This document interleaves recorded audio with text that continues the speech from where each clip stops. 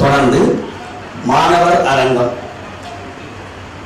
மாணவர் அரங்கத்தில் இன்றைய தினம் கொழும்பு சைவமங்கிய வித்தியாலயத்தைச் சேர்ந்த மாணவி செல்வி லட்சுமிதா சிவசங்கரன் அவர்கள் பேச இருக்கிறார். அவரை தன்னுடைய அந்த நீலமாலை என்கின்ற ராமாயணத்திலே வருகின்ற சிறு பாத்திரம் ஒன்றை அறிமுகம் செய்து அவர் பேசுவார். நீலமாலை என்கின்ற அந்த பாத்திரத்தை அறிமுகம் செய்து பேச வருமாறு அன்பு பாராட்டியார்.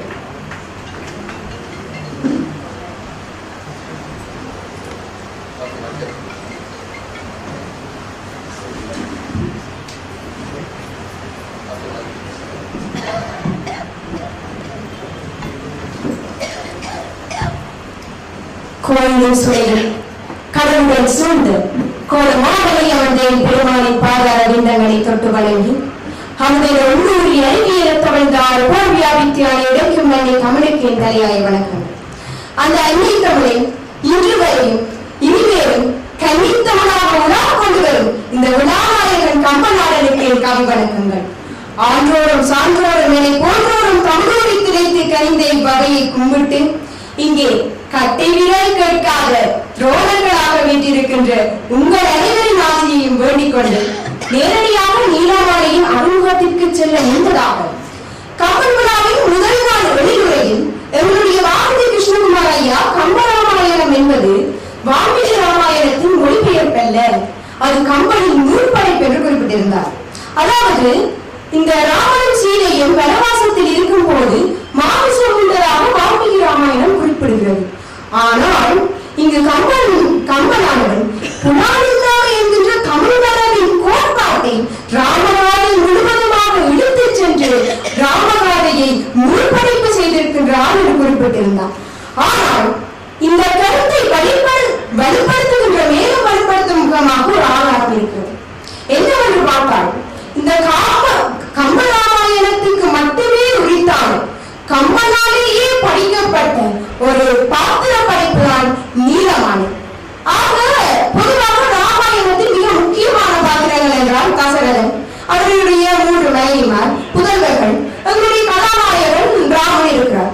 அவருடைய தம்பிகள் அவ்வளவு முக்கியமான பாத்திரங்களாக இருக்க வேண்டும். ஆனால் ராமனின் தம்பி சத்ருக்கனுக்கு 10,368 பாட்டுகளில் ஒரே ஒரு பாட்டை மட்டும் கொடுத்து ஒரு பாட்டுடைய ஒன்று இனி வரை போற்றப்பட்டுக் கொண்டிருக்கிறார். ஆனால் நீலமாலை என்கின்ற ஒரு பாத்திரத்துக்கு வெறுமனே ஒரே ஒரு கட்டத்தில் சீதையின் தோழி பாத்திரமாக வந்து சேர்க்கின்ற ஒரே ஒரு பாத்திரத்துக்கு 6 பாட்டுகளை வழங்கி இருக்கின்றார் என்றால் அதுதான் கம்பனுடைய சிறப்பு.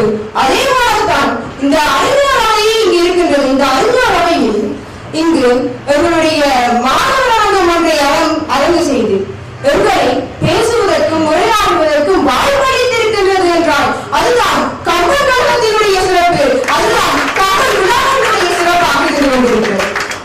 இந்த நீலமாலையையும் கம்பராமாயணத்தின் சம்பவங்களையும் வேறுபடுத்தி பார்க்க முடியாது.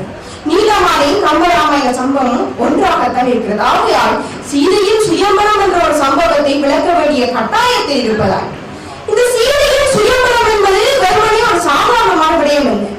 2 சிக்கலுக்குள் தள்ளாடிக் கொண்டு மூழ்கடிக்கப்பட்ட ஒரு விடயம், மூழ்கிக் கொண்டிருக்கின்ற விடயம் தான் இந்த சீதையின் சுயம்பரம். என்ன 2 சிக்கல் என்றால், முதலாவது சிக்கல் நாங்கள் அனைவரும் அறிந்த சிக்கல் தான், சிவரன்சு நாளேற்றினால் மட்டும்தான் திருமணம். எத்தனையோ சுயம்பரங்கள் முடிந்துவிட்டது, திருமணமாகவில்லை. இன்னொரு சிக்கல் என்னவென்றால், திருமணம் இந்த முறையாவது நடக்குமா நடக்காதா என்று மனக்கலக்கங்கள், மிதிலையில் இருக்கின்ற மனக்கலக்கங்கள். அந்த மனக்கலக்கங்களை எவ்வாறு காட்டுகின்றார் என்றால், கம்பன் காட்டுகிறான் பாருங்கள், ஒரு வெளிவட்டத்தில் இருந்து ஒரு புள்ளியில் கொண்டு குவிக்கின்றார் அந்த மனக்கலக்கங்களை. இலவாக கூறப்போனால் ஒரு தீவரையை நோக்கி நாங்கள் வந்து கொண்டிருக்கின்றோம் என்றால், அதை நோக்கி வந்து கொண்டிருக்கிறோம், அது வெப்பம் எவ்வாறு அதிகரிக்கிறதோ அப்படித்தான் இந்த சிக்கலும் மனக்கலக்கங்களும் இங்கு அதிகரித்து வருவதை காட்டுகின்றார். 3 வலைமுறையாக காட்டுகின்றார். முதலாவது வெளிவட்ட வலயம் என்னவென்றால், எங்களுடைய விதிலை மக்கள் அவர்களுக்கு இப்பொழுது சீதைக்கு திருமணமாக வேண்டும், ஆகுமா ஆகாத மனக்கவலையில் இருக்கின்றார். அடுத்தது நாம் இப்பொழுது கொஞ்சம் கிட்டே வந்து விட்டோம், தீவரை கிட்டே வந்து விட்டோம், வெப்பம் அதிகரித்து விட்டது. 2வது வரையத்தில் இருப்பது சீதையின் சேடி பெண்கள். அந்த சேடி பெண்களுக்கு என்ன மனக்கவலை என்றால், இந்த முறை சுயம்பரம் நடந்தே ஆக வேண்டும், யாராவது நாமற்றே ஆக வேண்டும், இந்த முறை திருமணம் நிச்சயம் ஆகியே ஆக வேண்டும், இல்லாவிட்டால் உயிர் துறத்து விடுவேன், தீ குளித்து விடுவோம் என்று வைராக்கியம் பாக்கியத்தில் இருக்கின்றார்கள்.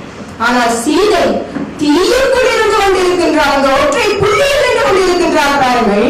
அவளுக்கு சுயம்பரம் நடந்தையாக வேண்டும், நாணேற்றியாக வேண்டும், அதே நேரத்தில் ராமன் தான் நாணேற்றியாக வேண்டும் என்ற அந்த ஒற்றை புள்ளியில் இருந்து கொண்டிருக்கின்றார்.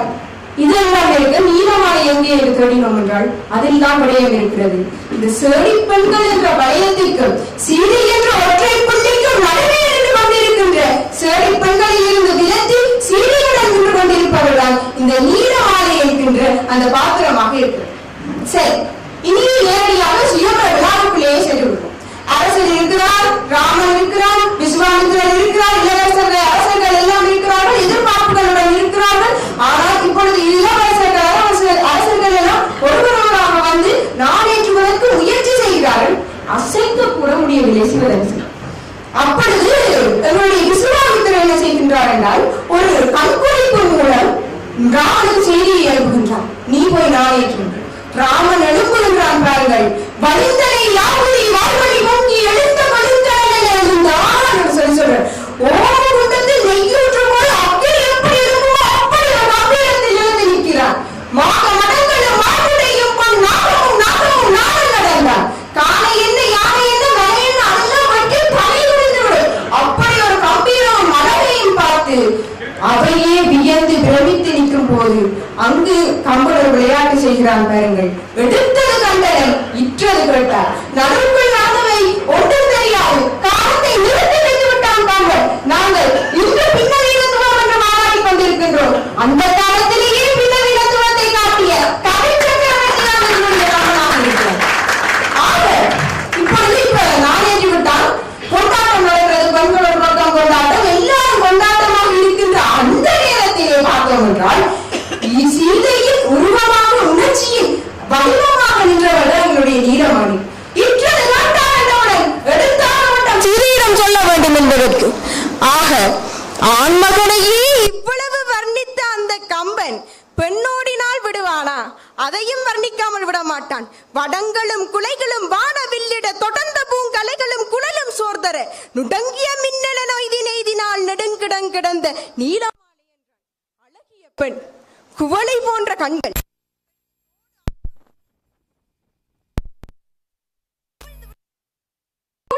பொருட்படுத்தாமல் ஓடுகிறாள், மின்னல் போல ஓடுகிறாள். ஆனால் அழகை வர்ணித்து விட்டு விடுவது அல்ல கம்பன், விடுபவன் அல்ல கம்பன். யதார்த்தத்துடன் நினைத்து பார்ப்பவன் தான் எங்களுடைய கம்பன். அவன் என்ன செய்கிறான் பாருங்கள். என்ன யதார்த்தம் என்றால், நாங்கள் பெரிய ஒரு வெற்றியை அடைந்து விட்டோம் என்றால் எங்களுடைய அம்மாவிடம் ஓடி போய் சொல்ல போகிறோம் என்றால் ஓடி போய் சொல்லும் போது முதலாவது சந்தியில் மூச்சு வாங்கும், ஒரேடியாக ஓடி போய் அம்மாவிடம் சொல்லுவோம், மூச்சே வராது. அது இங்கு எழுத்து வடிவத்தில் இந்த நாடகத்தை நாடகத்தை காட்டியிருக்கிறான் எழுத்தில். என்று கொண்டு நைந்து நைந்து ரெங்கி விம்மி விம்மியே கொண்டு நின்ற கொங்கை மங்கை இடரின் மூழ்கு போதின்பார். இரண்டாவது சந்தி வந்து விட்டது. இனி மூச்சு வராது. அருகில் வந்து விட்டோம். குன்றமென்ன சிலை முறைத்த கொள்கை கண்டு குளிர்பனத்து ஒன்று முன்கள் மதிமுகத்து ஒருத்தி செய்த துறை சிவா ஓடிப்பாய் சொல்றான். சரி, போன உடனே சொன்னாலான்னு பார்த்தால் அதுவும் இல்லை. ஏனென்றால் அவள் சீதையின் நண்பியாக இல்லை. இப்பொழுது சீதையாகவே அவள் நிற்கிறாள். சீதையின் உணர்வில் தான் அவள் நின்று கொண்டிருக்கிறாள். அவள் தன்னிலை மறந்து நிற்கிறாள். அந்த சந்தோஷத்தில் வந்து அடி வணங்கிலல் வணங்கும் போதையில் அந்தமில் உபகையால் ஆடி பாடினாள். சிந்தையுள் மகிழ்ச்சியும் புகுந்த செய்தியும் சுந்தரி சொல்லென தொழுது சொல்லுவாள். ஆடுறாள், பாடுறாள், ஓடுறாள், சந்தோஷத்துல குதிக்கிறாள். ஆனா சொல்லல. சீதை வந்து சொல்லு என்று கேட்ட உடனே தான் அவள் சொல்ல விழிக்கிறாள். அப்பையும் உடனே சொன்னாளா என்றால் அதுவும் இல்லை. தசரதனை பற்றி சொல்றாள், ராமன் எப்படி இருக்கிறான் கம்பீரத்தை பற்றி சொல்றாள், வில் எப்படி உடைச்சான் என்று சொல்றாள். அதுக்கு பிறகுதான் ஒரு துப்பு கொடுக்கிறாள் பாருங்கள். கோமணியுடன் வருகொண்டாள் என்ற பின்புதான் சீதையும் அவனே கொண்டென்று ஐயம் நீங்கினாள். அவனே தான் ராமன் தான் என்று அப்பதான் நிச்சயமே செய்கிறாள். சரி, இதுல ஏன் இப்படி நிறுத்தி நிறுத்தி நிறுத்தி நீலமாலையை கொண்டு போகணுமே உடனே சொல்ல இல்லை என்பது இங்க ஒரு மிகப்பெரிய பிரச்சனை. இங்கதான் எங்களுடைய கம்பன் ஒரு விளையாட்டு காட்டுறான் பாருங்கள். முதலாவது ஏனென்றால் இது இந்த சுயம்பரம் என்றது ஒரு அமிர்தம். இந்த அமிர்தமான செய்தியை ஏன் மெதுமெதுவாக கொண்டு செல்கிறார்கள் ஒரு கணம் யோசித்து பாருங்கள்.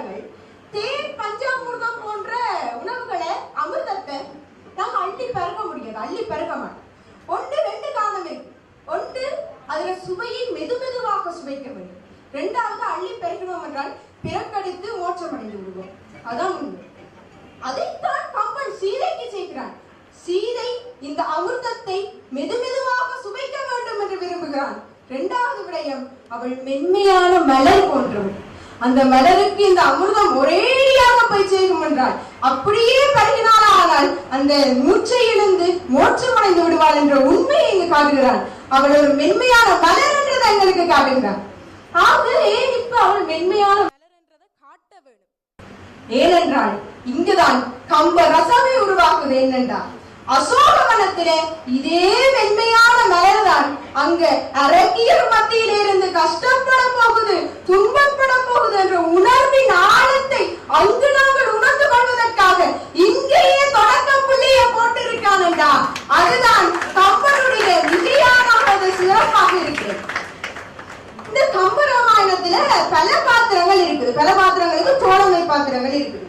அந்த தோழமைகளாக பல செய்திகளை கம்பன் சொல்லியிருக்காங்க. அதுவே சீதைக்கு நீலமாலை போன்றுதான் கைகேயிக்கு கூடியிருந்தார். இது ரெண்டு பாத்திரங்களை ஒப்பிட்டு பார்க்கும் இடத்து நீலமாலை என்பவள் உணர்வு ரீதியாகவும் உடல் ரீதியாகவும் சீதையுடன் ஒன்மித்து தன்னலம் மறந்து நன்மையின் நலனுக்காக தன்னை அர்ப்பணித்தவளாக இருக்கிறார். ஆனா கூனி என்றவள் சுயநலம் கருதி செய்த ஒரு செயல் வந்து கைகேயிக்கு கணவனை இழக்க வச்சது, புதல்வர்களை இழக்க வைத்தது. அதற்கு பிறகு அவள் வாழ்க்கையை இழந்து விட்டாள். அப்படி ஒரு நிலையை கொண்டு வைத்தது. இதுதான் ஒப்பீடா சொல்லி பார்த்தால் இல்லை, இன்னொரு ஒப்பீடும் இருக்கிறது. இதே சீதைக்கு அசோகவனத்துல அவளுக்கு ஒரு தோழி இருந்தாள், திரிசடை. அந்த திரிசடை அவள் சீதைக்கு எவ்வளவு துன்பம் இருக்கிற நேரத்திலேயும் அவள் ஒரு ஆதரவாக இருந்து ஒரே ஒரு ஆள் இந்த திரிசடையாக இருக்கிறார். ஆனால் இந்த திரிசடையில் இருந்து நீலமாலை எவ்வாறு வேறுபட்டு நிற்கிறாள் என்று பார்த்தோமானால் அங்குதான் திரிசடை என்றவள் அறிவார்ந்த ரீதியாக சீதைக்கு படற்கையில் நின்று ராமன் வருவான் நான் கனவு கண்டேன் என்று சொல்லி ஆறுதல் படுத்துறாள். ஆனால் சீதைக்கு படற்கையில் நின்று ஆறுதல் படுத்துறாள். ஆனால் எங்களுடைய நீலமாலை சீதையாகவே நின்று அவள் உணர்வறிந்து அறிவு மூலமாகவும் உணர்வு மூலமாகவும் சீதையின் தன்னிலையில் இருந்து விளங்கப்படுத்துகிறாள். அதுதான் நீலமாலையினுடைய சிறப்பு. ஆக மொத்தத்தில் நீலமாலை என்பது கம்பனால் வடிவமைக்கப்பட்ட ஆவசியமான பாத்திர படைப்பு என்பதில் எந்தவித ஐயமும் இல்லை. இந்த சிறியவனின் பேச்சை இதுவரை நேரம் கேட்டு பொறுத்து அமைதியாக கேட்டிருந்த அனைவருக்கும் என்னுடைய நன்றியை குறிப்பிடுகின்றேன்.